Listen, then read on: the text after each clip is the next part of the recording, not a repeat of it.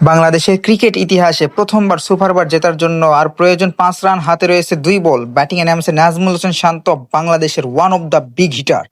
বোলিংয়ে প্রস্তুত আকিল হোসাইন, ওয়েস্ট ইন্ডিজের বেস্ট বোলার।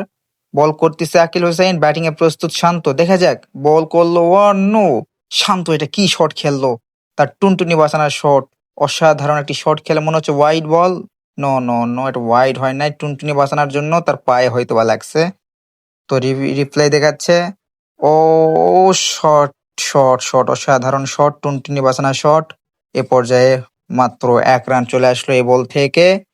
তো দেখা যাক পরের 2 বল রয়েছে, 1 বল রয়েছে, 1 বলে 4 রান। দেখা যাক কি করতে পারে সাইফ হাসান।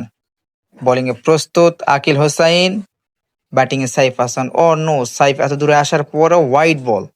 মানে আকিল হোসেন যেভাবে চাচ্ছে বাংলাদেশ ম্যাচটা যেন জিতে। এখন দেখা যাক বাংলাদেশ শেষ পর্যায়ে কি করতে পারে।